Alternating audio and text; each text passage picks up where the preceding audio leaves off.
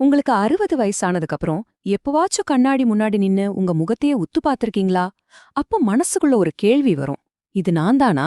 ஏன் இவ்ளோ சீக்கிரம் எனக்கு வயசான மாதிரி தெரியுது? ஒரு காலத்துல நல்லா பளபளன்னு இருந்த நம்ம முகம் இப்போ கண்ணுக்கு கீழே கோடுகள் சுருக்கங்கள்னு பாக்கும்போது மனசுக்குள்ள லேசா ஒரு வலி வரும் இல்லையா? இது வயசாகிறதோட ஒரு பகுதின்னு நாமளே சமாதானம் பண்ணிக்கிட்டாலும் இந்த வேகமான மாற்றத்துக்கு பின்னாடி நாம கவனிக்காத ஒரு ஆழமான காரணம் இருக்கு.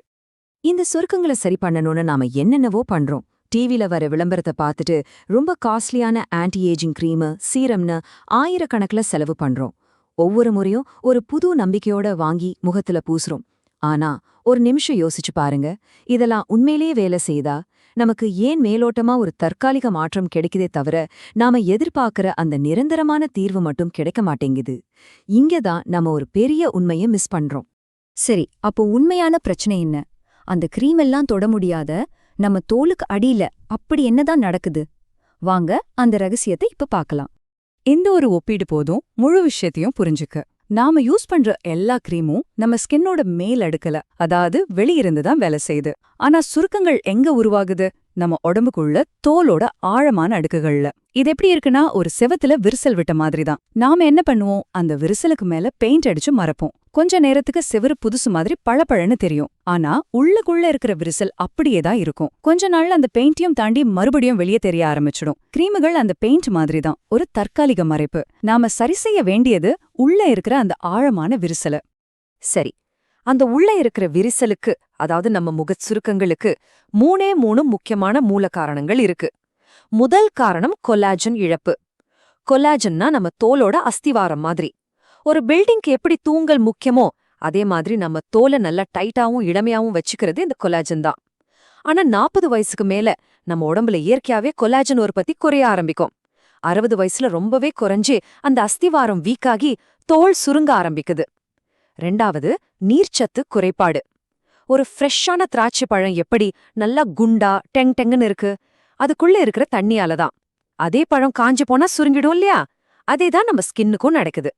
உடம்புல உள்ளுக்குள்ள தண்ணி குறையும் போது ஸ்கின் செல்ஸ் வறண்டு போய் சுருங்க ஆரம்பிக்குது. மூணாவது, ஊட்டச்சத்து குறைபாடு.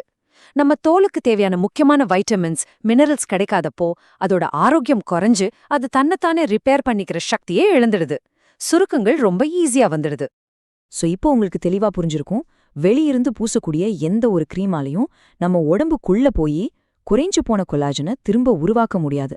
ரத்தத்துல கலந்து செல்களுக்கு தேவையான ஊட்டச்சத்தை உள்ளே இருந்து குடுக்கவும் முடியாது. அதனாலதான் நம்ம உண்மையான தீர்வை தேடணும்னா அது வெளியிருந்து வரதா இருக்க முடியாது, உள்ள இருந்து வரதா மட்டும்தான் இருக்க முடியும். ஓகே, பிரச்சனையின் ஆணிவேர் என்னன்னு புரிஞ்சிடுச்சு. அப்ப தீர்வு எங்க இருக்கு? இங்கதான் இயற்கையோட ஒரு சின்ன அதிசயம், ஒரு ரகசியம் ஒளிஞ்சிருக்கு. வாங்க அந்த விதைக்குள்ள ஒளிஞ்சிருக்கிற சக்தியை பத்தி பார்க்கலாம். அந்த அதிசயத்தோட பேரு ஆளி விதை. பாக்குறதுக்கு ரொம்ப சின்னதா பழபழன்னு சாதாரணமா தெரியும். ஆனா இந்த சின்ன விதைக்குள்ள நம்ம சர்மத்தோட வயசையே கொஞ்சம் பின்னோக்கி கொண்டு போகக்கூடிய ஒரு மிகப்பெரிய சக்தி இருக்கு. இதுதான் இயற்கை நமக்கு கொடுக்கிற பதில். ஆளி விதைனா என்ன? அது வெறும் ஒரு விதை கிடையாது. நம்ம உடம்புக்குள்ள போய் நாம முன்னாடி பார்த்த அந்த 3 மூல காரணங்களையும் சரி செய்யக்கூடிய சக்தி கொண்ட ஒரு இயற்கை பொக்கிஷம். அதுக்கு காரணம் இதுல இருக்கிற 3 முக்கியமான மூலப்பொருட்கள். அந்த பவர்ஃபுல் 3 விஷயங்கள் இதுதான். முதல்ல, ஒமேகா 3 ஃபேட்டி ஆசிட்ஸ். இது நம்ம உடம்புக்கு ரொம்ப நல்லது செய்யற ஒரு கொழுப்பு. இது நம்ம சர்ம செல்களை சுத்தி ஒரு பாதுகாப்பு கவசம் மாதிரி இருந்து உள்ள இருக்கிற ஈரப்பதத்தை வெளியே போக விடாம தடுக்கும். சிம்பிளா சொல்லணும்னா இது உள்ளிருந்து வேலை செய்யற ஒரு சூப்பர் மாய்ஸ்சரைசர். அடுத்து லிக்னன்ஸ். இது ஒரு பயங்கர சக்தி வாய்ந்த ஆன்டி ஆக்சிடென்ட். நம்ம உடம்புல ஃப்ரீ ரேடிக்கல்ஸ்னு சில விஷயங்கள் உருவாகி செல்களை டேமேஜ் பண்ணும். இது இரும்பு துருப்பிடிக்கிற மாதிரி. இந்த லிக்னன்ஸ் அந்த துருப்பிடிக்காம தடுக்கிற ஒரு பாதுகாப்பு பெயிண்ட் மாதிரி நம்ம தோலை பாதுகாக்குது.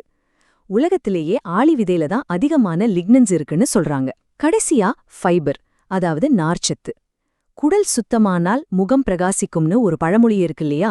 இந்த நார்ச்சத்து நம்ம உடம்புக்குள்ள தேங்கியிருக்கிற நச்சுக்களை, அதாவது டாக்ஸின்களை சுத்தம் செஞ்சு வெளியேத்துது. இதனால முகம் தெளிவா பிரகாசமா இருக்கும். இந்த ஒமேகா 3, லிக்னின்ஸ், நார்ச்சத்து இந்த 3 ஒன்னா சேரும்போது எந்த ஒரு காஸ்ட்லி கிரீமாலையும் செய்ய முடியாத ஒரு விஷயத்த செய்யுது. அது நம்ம சருமத்துக்கு வெளியில இருந்து பூசாம உள்ள இருந்து உயிர் கொடுக்குது. அதாவது கிரீம்கள் பிரச்சனையின் அறிகுறிய மறைக்க முயற்சி பண்ணுது, ஆனா ஆலிவிதை பிரச்சனையின் ஆணிவேரையே சரி செய்யுது. இதுதான் நம்ம புரிஞ்சுக்க வேண்டிய முக்கியமான வித்தியாசம். சரி, இதெல்லாம் கேக்குறதுக்கு சூப்பரா இருக்கு. ஆனா இது நிஜமாவே வேலை செய்யுமா? இதுக்கு அறிவியல் ரீதியா ஏதாவது ஆதாரம் இருக்கா? ஒருவேளை இது வேலை செஞ்சா இதை எப்படி நம்ம வாழ்க்கையில ஒரு பகுதியா மாத்திக்கிறது? வாங்க இப்போ அத பத்தி விரிவாக பார்க்கலாம். ஒரு மெடிக்கல் ஸ்டடில என்ன பண்ணாங்கன்னா, 50லிருந்து 70 வயசுக்கு உட்பட்ட சரும சுருக்கங்கள் அதிகமா இருந்த பெண்களை 2 டீமா பிரிச்சாங்க. மொத டீமுக்கு மார்க்கெட்ல இருக்கிற ரொம்ப விலையுயர்ந்த ஒரு கிரீமை கொடுத்து தினமும் யூஸ் பண்ண சொன்னாங்க. 2வது டீமுக்கு தினமும் கொஞ்சமா ஆளி விதைய மட்டும் சாப்பிட சொன்னாங்க. 3 மாசம் கழிச்சு ரிசல்ட்ஸை செக் பண்ணப்போ முடிவுகள் ரொம்பவே ஆச்சரியமா இருந்துச்சு. கிரீம் பயன்படுத்தினவங்களுக்கு தோல்ல மேலோட்டமா சின்ன சின்ன மாற்றங்கள் தான் தெரிஞ்சது. ஆனா ஆளிவதை சாப்பிட்டவங்களுக்கு ஸ்கின் ரொம்ப சாஃப்டா மாறுச்சு, சுருக்கங்கள் நல்லாவே குறைஞ்சது. எல்லாத்துக்கும் மேல முகத்துல ஒரு தனி பிரகாசம், ஒரு க்ளோ வந்தது. இதுதான் உள்ளிருந்து வர்ற மாற்றத்தோட சக்திக்கு ஒரு அறிவியல் சாட்சி. இது ஏதோ மாயாஜாலம் இல்ல, இதுதான் அறிவியல். இந்த வார்த்தைகள் எவ்வளவு உண்மை தெரியுமா? நம்ம உடம்புக்கு தேவையான சரியான விஷயங்களை நாம கொடுத்தா அது தன்னைத்தானே சரி செஞ்சுக்கிற ஒரு அபாரமான சக்தி அதுக்கு இருக்கு. ஆலிவித அந்த வேலையை தான் செய்யுது. அது நம்ம உடம்போட இயற்கையான ரிப்பேர் சிஸ்டமை ஆக்டிவேட் பண்ணி புத்துயிர் கொடுக்குது. இதுதான் இதுக்கு பின்னாடி இருக்கிற சிம்பிளான அறிவியல். சரி, இதை எப்படி சரியா பயன்படுத்தணும்? இது ரொம்ப சிம்பிள். முதல்ல தினமும் 1லிருந்து 2 டேபிள் ஸ்பூன் ஆலிவிதை எடுத்துக்கோங்க. இத காலையில வெறும் வயித்துல சாப்பிட்டா ரொம்ப நல்லது.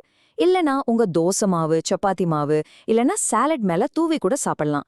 இங்க ஒரு முக்கியமான விஷயம் இருக்கு, நல்லா கவனிங்க. ஆளி விதைய முழுசா அப்படியே முழுங்கக்கூடாது. ஏன்னா அதோட மேல் தோல் ரொம்ப கடினமா இருக்கும். அது செரிமானமாகாம அப்படியே வெளியே போயிடும். அதனால ஒன்னு விதைகளை நல்லா மென்னு சாப்பிடணும், இல்லனா மிக்சியில போட்டு பவுடர் பண்ணி வச்சுக்கிட்டு யூஸ் பண்ணணும். கடைசியா நாள் முழுக்க நிறைய தண்ணி குடிக்கணும். இதுல நார் சத்து அதிகமா இருக்கிறதால அது சரியா வேலை செய்ய நிறைய தண்ணி தேவை. இங்க ஒரு விஷயத்த நாம தெளிவா புரிஞ்சுக்கணும். இது ஒரே நாள்ல நடக்கிற மேஜிக் இல்லைங்க. உண்மையான மாற்றம் மெதுவா தான் வரும். ஒரே ஒரு நாள் ஜிம்முக்கு போனா நம்ம உடம்பு மாறிடுமா? மாறாது இல்லையா? அதே மாதிரி தான் இதுவும். இத நம்ம வாழ்க்கை முறையோட ஒரு பகுதியா மாத்தணும். தொடர்ந்து செஞ்சா முதல் மாசத்திலேயே உங்க ஸ்கின் கொஞ்சம் சாஃப்ட் ஆகுறத நீங்க உணரலாம். 3 மாசத்துல சுருக்கங்கள் குறையறதையும் முகம் பிரகாசமாகறதையும் நீங்க கண்ணால பார்க்கலாம். விடாமுயற்சி தான் இங்க உண்மையான ரகசியம். இப்போ முடிவு உங்க கையில தான் இருக்கு. விலையுயர்ந்த கிரீம்களை நம்பி தற்காலிகமான தீர்வுகளை தேட போறீங்களா? இல்ல இயற்கையோட இந்த எளிய ஆனா சக்தி வாய்ந்த வழிய நம்பி உங்க உடம்புக்குள்ள இருந்து ஒரு உண்மையான மாற்றத்தை கொண்டு வர போறீங்களா? இந்த கேள்விக்கு நீங்க கொடுக்கிற பதில் உங்க சருமத்தோட எதிர்காலத்தை தீர்மானிக்கும்.